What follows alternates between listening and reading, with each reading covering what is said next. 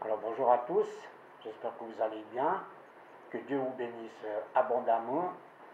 Alors je fais une petite vidéo pour vous parler d'un gros signe avant le retour de notre Seigneur.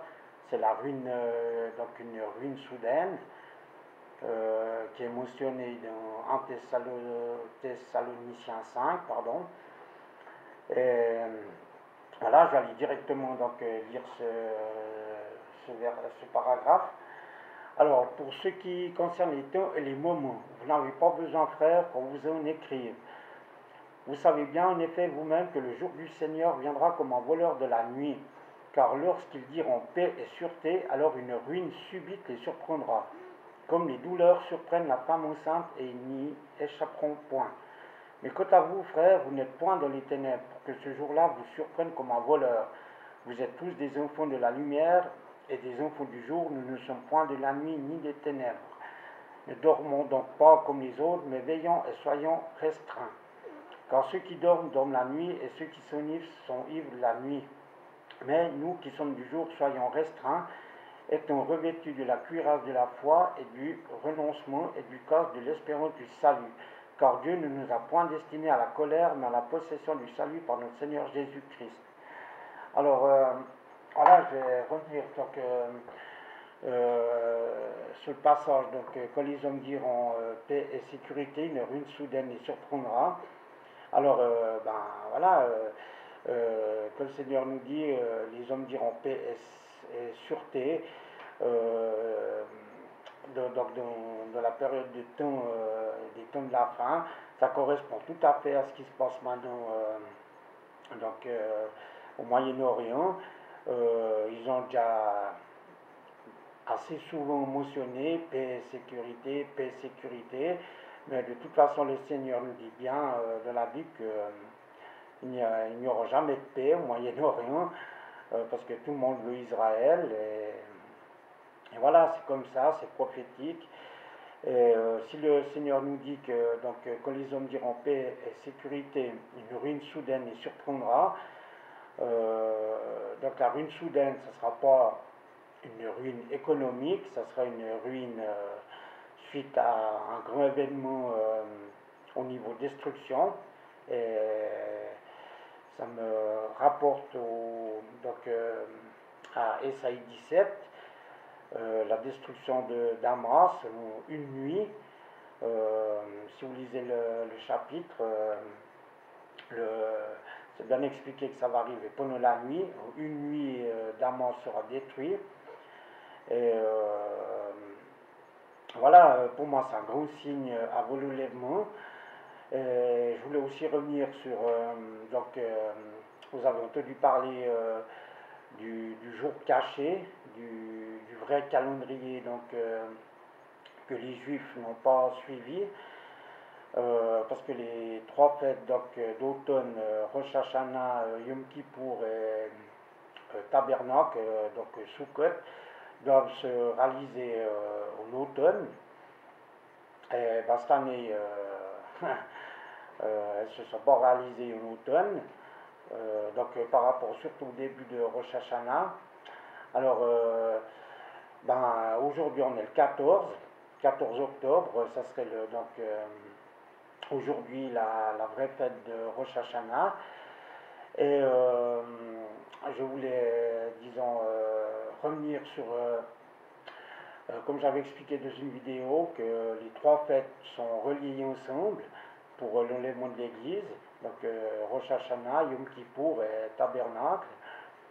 Et au début, je pensais que les trois fêtes devaient se réaliser au complet. Alors, en fait, celle de Sukkot, après réflexion, l'enlèvement devrait se faire donc au début de la fête de Sukkot. Comme elle dure 7 jours, les 7 jours représenteraient donc les 7 ans de tribulation, mais les trois fêtes doivent se réaliser ensemble pour que l'enlèvement puisse se faire. Alors, vous allez me dire, voilà, on est le 14 octobre, alors les trois fêtes. Alors, si on compte 15 jours, comme le 15e jour donc, du mois de Tishri tombe tombe donc le 29 octobre. Alors, bon, sans donner de date, l'enlèvement pourrait se faire à ce moment-là, mais il faut, comme je le répète, qu'il y ait cette ruine soudaine qui se produise avant. Et ce qui est intéressant, c'est que si vous reprenez donc la date que le peuple juif suit en ce moment, donc Rosh Hashanah qui était le 13 septembre, je me rapporte donc les versets qui nous disent que par rapport à l'enlèvement de l'Église, ça sera comme du temps de Noé.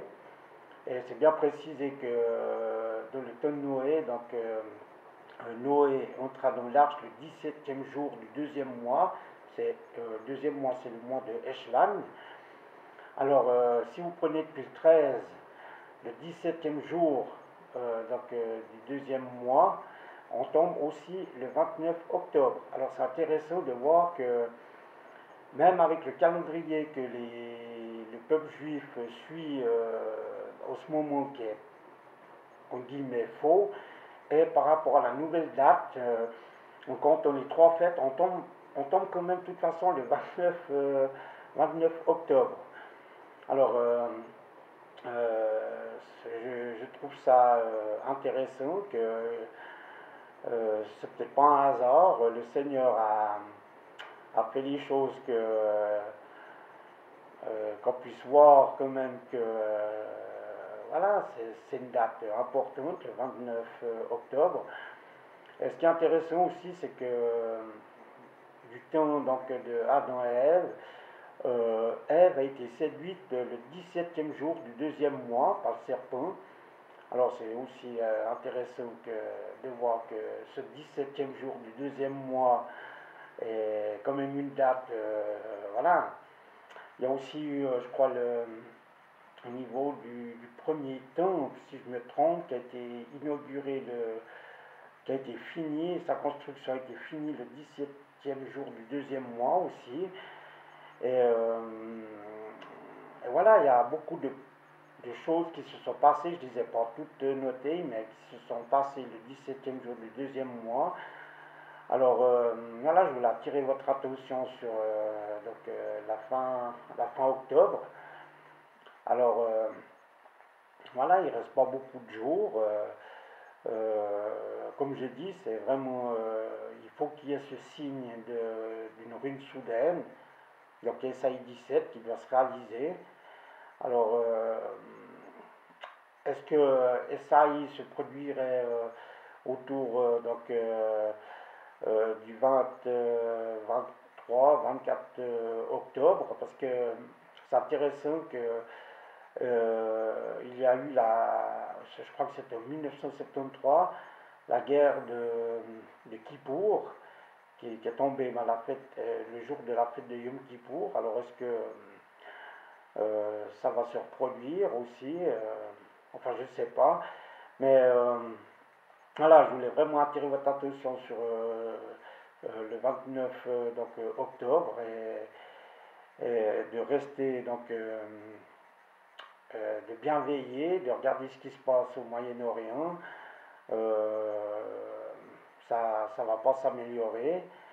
Il faut absolument que le Seigneur, comment dire, agisse, fasse quelque chose, et je pense qu'il va agir en réalisant la prophétie d'Esaïe 17 pour mettre un petit peu un frein à, à notre ami Poutine qui est sorti de sa tanière, là, l'ours, l'ours voilà, qui vient manger de la chair. Et de toute façon, tous ces problèmes, le seul et unique but est de toute façon de s'attaquer à Israël, mais le grand combat sera donc après l'enlèvement de 7 ans, à la fin des tribulations. Et je crois que là, ils sont partis un petit peu trop fort. Je crois même que Poutine veut s'attaquer à Israël. Alors, je crois que s'il fait ça, le Seigneur pourrait bien mettre mettre un petit coup de frein. Je le répète, ça serait comme ça viendrait de la Syrie, voilà, il y a beaucoup de choses en Syrie qui se passent. C'est un point stratégique aussi. Alors, est-ce qu'il va mettre un petit coup de frein avec la destruction de Damas? Et sera-t-elle faite par Israël? Ou est-ce que le Seigneur va, peut-être comme Sodome et Gomorre, nous c'est un feu éternel sur Damas, ça je ne sais pas. Mais voilà, suivez ce qui se passe au Moyen-Orient et préparez-vous, ne baissez pas les bras. Le Seigneur, c'est toujours d'actualité, le lèvement est proche. Alors vraiment, vraiment, ne baissez pas les bras euh, et veillez à ce qui se passe. Alors voilà, je voulais juste vous parler de ça et que le Seigneur vous bénisse abondamment, que le Seigneur vous protège, vous montre les choses.